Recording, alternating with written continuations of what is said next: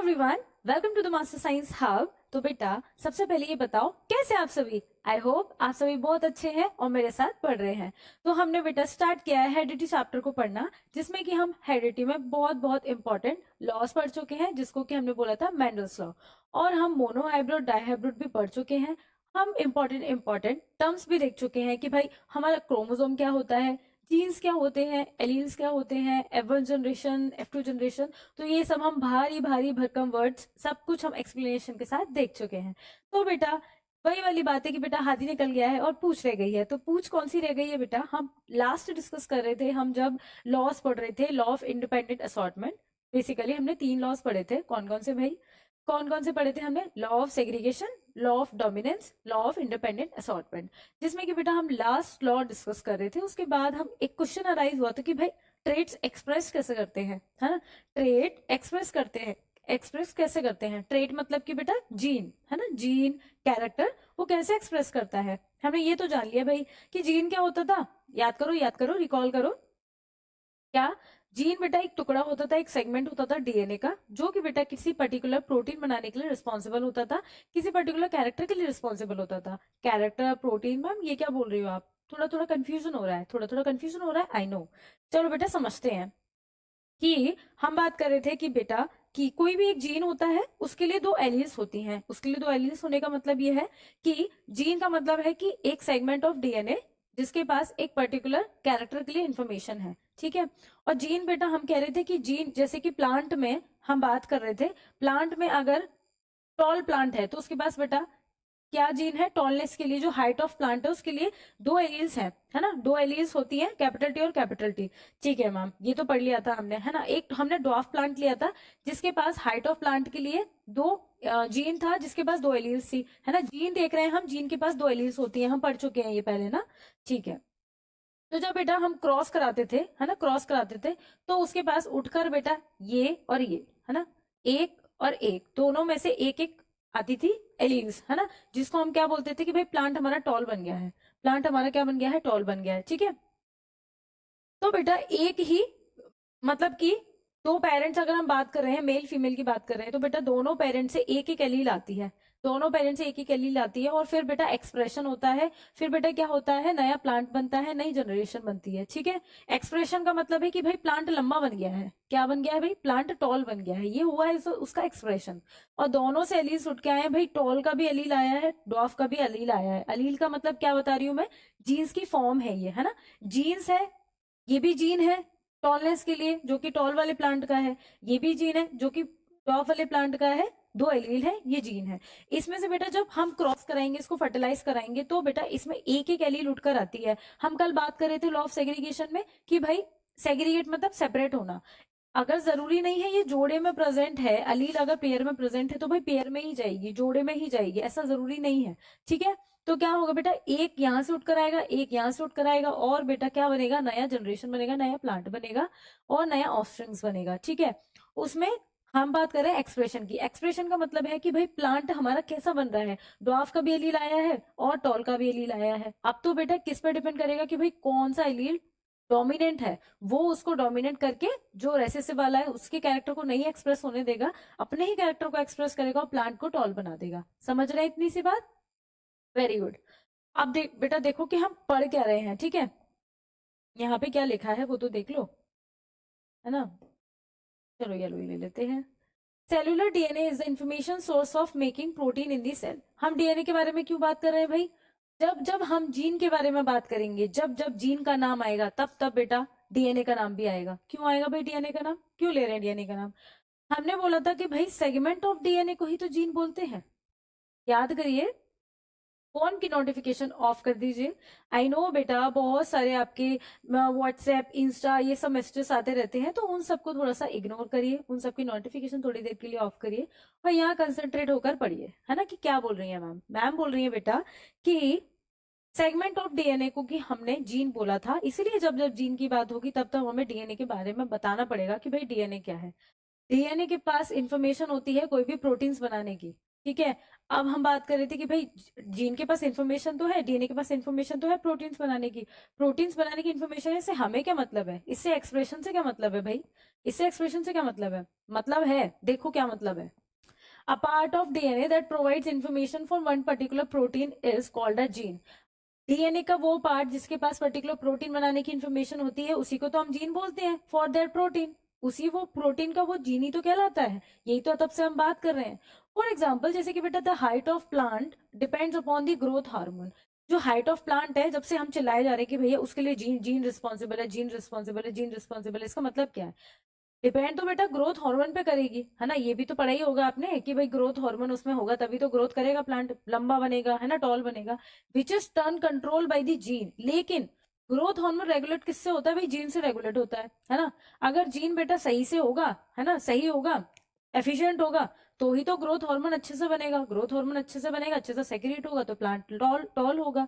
If any case protein वो जो हमारा जीन है वो बेटा ऑल्टर्ड हो गया, ऑल्टर होने का मतलब बेटा उसमें कुछ गलती हो गई, है ना, वो ऑल्टर्ड हो गया, वो लेस हुआ, वो कुछ ना अच्छे से सेक्रेट नहीं कर पाया, है ना, जो हार्मोन है, तो बेटा प्लांट कैसा हो जाएगा, डॉफ बन जाएगा, प्लांट हमारा छोटू बन जाएगा, प्लांट हमारा छोटा हो जाएगा।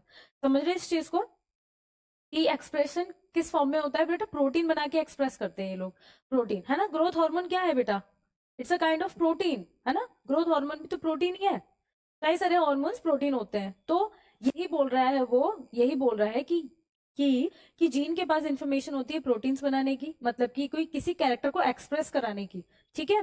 तो ये हम लिख देंगे उसमें आंसर में कि ट्रेट कैसे एक्सप्रेस होते हैं, ठीक है। If the gene is efficient is more growth hormone is secreted by the plant will grow tall, यही तो हम बोल रहे हैं तब से। If the gene for that particular protein gets altered and less of it is secreted when the plant will remain short.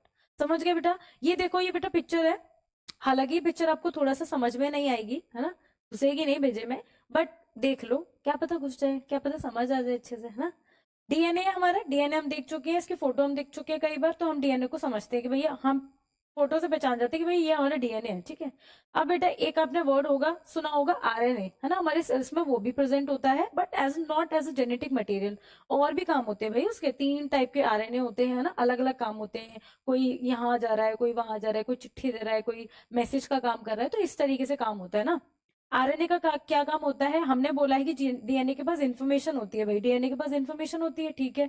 किस किस फॉर्म में इंफॉर्मेशन होती है, कोड्स के फॉर्म में ना, जिसको हम बेस बोलते हैं, जिसको हम बेस बोलते हैं, कोड्स के फॉर्म में। अभी उतना मत जानो, हम बस ऊपर ऊपर से देखो कि क्या बन रहा है, क्या क्या हो रहा है, ठीक है। डीएनए के पास कोड्स है, कोड्स बेटा आरएनए ले जा रहा है, कोड्स आरएनए ले जा रहा है कॉपी करके, ठीक है, जैसे हम वो बता रहे थे कि कॉपी करके ले जाता है भाई, ठीक है।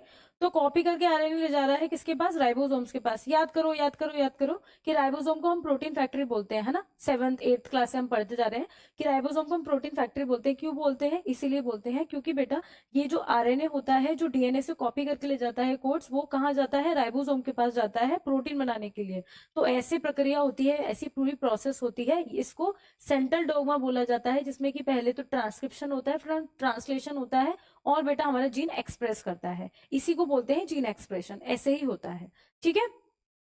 समझ गए, क्लियर। चलो थोड़ा सा और देख लो। Both the parents control contribute equally to the DNA of next generation during sexual reproduction. Sexual reproduction की बात होगी जब जब, तब तब दो पेरेंट्स की बात होगी, तब तब दोनों पेरेंट्स के जीन इन्वॉल्व होंगे, तब तब बेटा क्या वेरिएशन आएंगे, तब तब क्या होगा कि नया इंडिविजुअल बनेगा, तो भाई उसमें कई सारे चेंजेस देखने को मिलते हैं, ठीक है। तो हम यही बात कर रहे थे कि दोनों पेरेंट्स का कॉन्ट्रीब्यूशन देखने को मिलता है भाई, एक एलील यहाँ से आया, एक एलील यहाँ से आया, तभी तो जो हमारा प्लांट बना वो क्या बना, हाइब्रिड बना, है ना। हाइब्रिड बोलते हैं ना, मोनो हाइब्रिड बोलते हैं भाई, है ना, F1 जनरेशन बोलते हैं। जो जनरेशन बन रही है तो इसमें इसका भी एलील आ रहा है, इसमें इसका भी, दोनों पेरेंट्स का इन्वॉल्वमेंट है, ठीक है, दोनों पेरेंट्स का। They actually contribute a copy of the same gene. For example when tall plant is crossed with short plant and gamete will have single gene either for tallness and shortness। समझ गए, gamete में दो आएंगे, एक allele आएगा short का, एक allele आएगा टॉल का। अगर टॉल डोमिनेंसी की यहाँ पे हम बात नहीं कर रहे हैं, हम बात ये कर रहे हैं कि गैमीट में बेटा एक एलील टॉल का आता है, एक एलील हमारा शॉर्ट का आता है, ठीक है।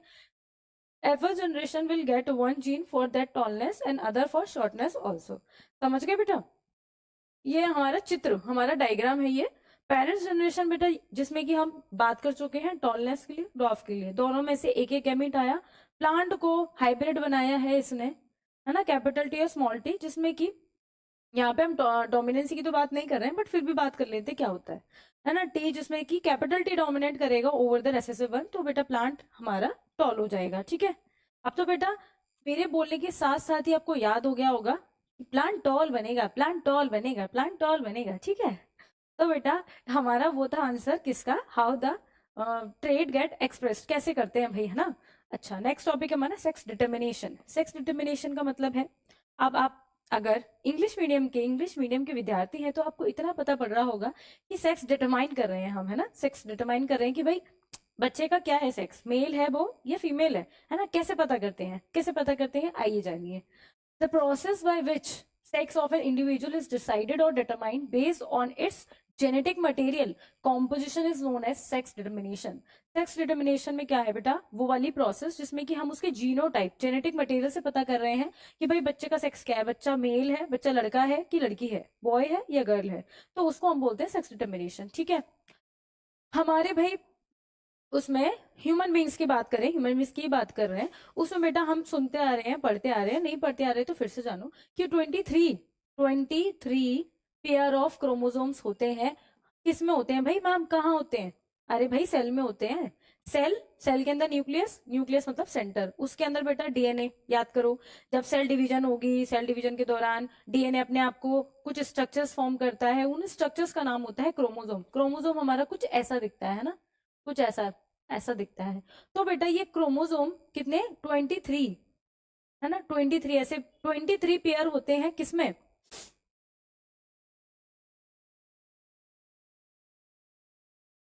23 पेयर किसमें होते हैं बेटा, हमारी सेल्स में। ठीक है, ह्यूमन बींग्स की सेल्स में। तो उसमें से क्या होता है, 22 होते हैं ऑटोसोम्स। क्या होते हैं बेटा, याद रखेंगे, ऑटोसोम्स। ठीक है, और 1 होता है हमारा जिसको बोलते हैं हम सेक्स क्रोमोसोम। क्या बोलते हैं, सेक्स क्रोमोसोम। ठीक है, अब सुनो ध्यान से, जो 22 पेयर होते हैं ऑटोसोम्स जिन्हें हम कह रहे हैं, वो बेटा गर्ल और बॉय में ऑलमोस्ट सेम होते हैं, मतलब कि 23 पेयर है, उसमें से 22 ऑटोसोम्स हैं जो कि मेल फीमेल में दोनों में ऑलमोस्ट सेम होते हैं, एक जैसे होते हैं। ठीक है, लेकिन जो एक होता है बेटा जिसको हम सेक्स क्रोमोसोम बोल रहे हैं, एलोसोम भी बोलते हैं जिसको, वो बेटा उसी का सारा खेल होता है कि गर्ल होगी या बॉय होगा, है ना, उसी से ही डिटरमाइन होता है कि बेटा वो लड़का है या लड़की है। ठीक है, चलो बेटा देख लो इस बार एक बार कि ऑटोसोम्स क्या है। ऑटोसोम्स बेटा chromosome which are not connected with sex determination, इनका कोई काम नहीं है सेक्स डिटर्मिनेशन से, सेक्स डिटर्मिनेशन में ये इन्वॉल्व नहीं होते। ठीक है, ऑटोसोम्स का कोई लेना देना नहीं है भाई इससे। ठीक है, similar in males and females, males और फीमेल्स में वही हमने बोला कि सिमिलर होते हैं। ठीक है, जनरली 44 और 22 पेयर्स इन ह्यूमन बींग्स। अगर 22 को हम डबल करें, मतलब कि पेयर में हम बात कर रहे हैं ना, अगर सिंगल सिंगल की बात करें तो 44, और अगर पेयर में जोड़े में बात करें तो 22 जोड़े इन ह्यूमन बींग्स। समझ गए ऑटोसोम्स के बारे में। अब इसको हम बोल रहे हैं सेक्स क्रोमोसोम्स या फिर एलोसोम्स बोला जाता है इसे। ठीक है, ये बेटा डायरेक्टली इन्वॉल्व होते हैं सेक्स डिटर्मिनेशन में, क्योंकि बेटा ये डिसिमिलर होते हैं मेल्स और फीमेल्स में, अलग अलग है, इसलिए तो उससे हम डिटरमाइन कर पा रहे हैं। जनरली बेटा 2 या 1 pair of human beings, 1 pair बोलेंगे, अगर 1 उसको सेपरेट सेपरेट करके बोलेंगे तो क्या 2 बोलेंगे। ठीक है, देखो जैसे कि इसमें क्या होता है कि जो हमारा मेल का जो सेक्स क्रोमोसोम होता है वो कैसा होता है, एक्स और वाई। ठीक है, मतलब कि 2 एलील्स होती है ना जीन की, वैसे ही। और बेटा फीमेल की बात करें हम, तो फीमेल में क्या होगा, एक्स और एक्स।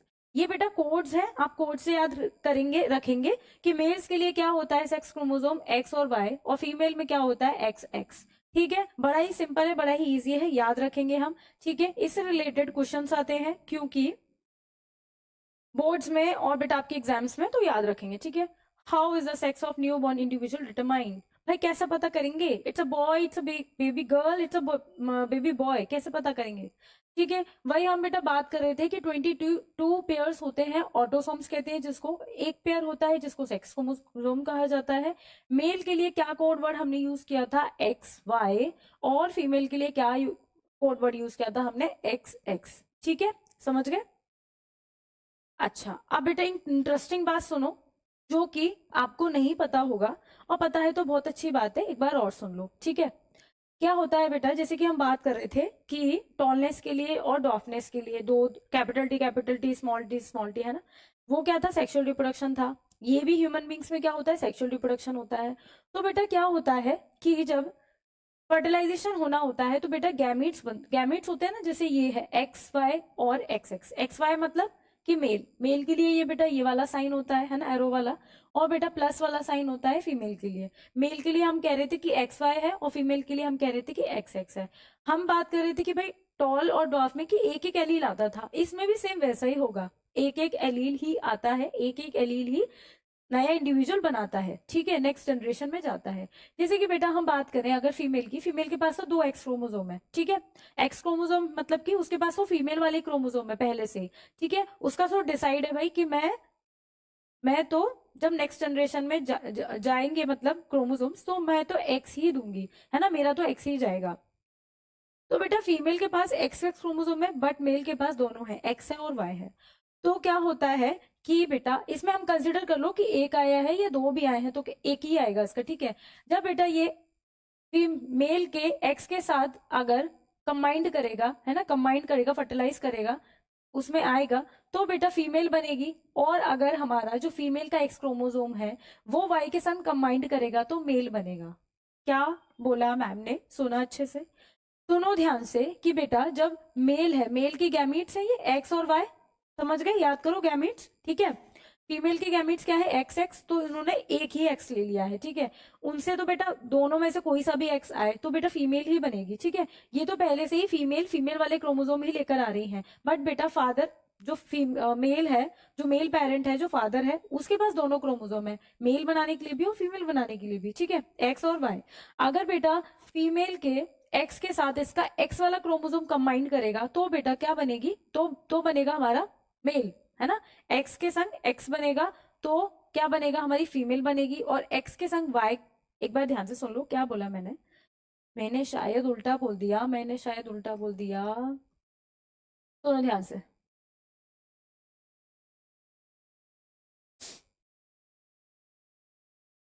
सुनो, फिर से सुनो। अच्छा, मेल के पास क्या है, एक्स और वाई है, फीमेल के पास के अकेला एक्स है, अकेला नहीं है मतलब दो एक्स है। एक एक्स ले भी लेंगे तो उसमें से कुछ है नहीं, मतलब कोई सा भी एक्स उठ के आ सकता है, ठीक है।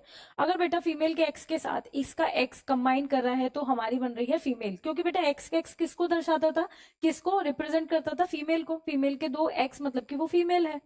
और बेटा अगर फीमेल के एक्स के साथ वाई कंबाइन करता है तो हमारा बनता है मेल, ठीक है। तो बेटा इसका क्या है आंसर, जैसे कि बेटा आज भी कई सारे विलेज एरिया है जो मतलब रूरल एरिया है, वहां पे बोला जाता है कि जो बच्चे का जो सेक्स होता है, मतलब कि लड़की होगी या लड़का होगा, वो औरत को कोसा जाता है ना। जो वुमेन्स होती है उनको बोला जाता है कि भाई उनको लड़का चाहिए, तो औरत को बोलते हैं कि भाई लड़का नहीं हो रहा, लड़की नहीं हो रही। तो actually womens are not responsible, है ना। वुमेन्स के पास तो पहले से ही डिसाइड है कि भाई वो फीमेल्स ही बनाएंगे, है ना, उनके तो फिक्स्ड है ना, एक्स एक्स क्रोमोसोम उनके फिक्स्ड है। बट बेटा इसके लिए कि चाइल्ड का सेक्स मेल होगा या फीमेल होगा, उसके लिए रिस्पॉन्सिबल कौन है बेटा, फादर। फादर रिस्पॉन्सिबल है, उसके क्रोमोसोम रिस्पॉन्सिबल है एक्चुअली।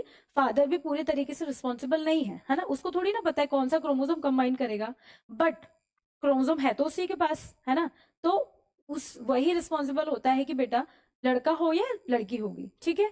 तो ये बेटा क्वेश्चन का आंसर आपको पता चल गया है, आप बता सकते हैं, है ना, क्योंकि आप हमसे पढ़ के जा रहे हैं तो आप बता सकते हैं कि भाई हमको एक अच्छी इंफॉर्मेशन मिली है ना, देश में जागरूकता फैलाने की, कि भाई कि जो बच्चे का जो सेक्स होता है वो किससे डिटरमाइन होता है बेटा, फादर के क्रोमोसोम से ना, इसीलिए कि लड़का होगा या लड़की होगी, ठीक है। चलो बेटा तो इसको एक बार देख लो कि all childrens will inherit an X chromosome from their mother, जैसा कि हमने बात की, regardless of whether they are girl या बॉय, चाहे वो लड़की हो चाहे लड़के हो, है ना। लड़कों में भी तो एक एक्स क्रोमोसोम है, एक्स और वाई। तो जो एक्स है वो कहाँ से आया, मम्मी से तो आया है ना, मदर से तो आया है। तो चाहे लड़का हो चाहे लड़की हो, उनके पास जो एक्स क्रोमोसोम है वो बेटा मदर से आएगा। दस the sex of children will be determined by what they inherit from their father. तो उस बात पे डिपेंड करेगा कि भाई, इस बात पे डिपेंड करेगा कि फादर से कौन सा क्रोमोसोम आ रहा है, एक्स आ रहा है तो लड़की बनेगी, वाई आ रहा है तो लड़का बनेगा, मतलब कि गर्ल और बॉय। समझ गए? क्लियर?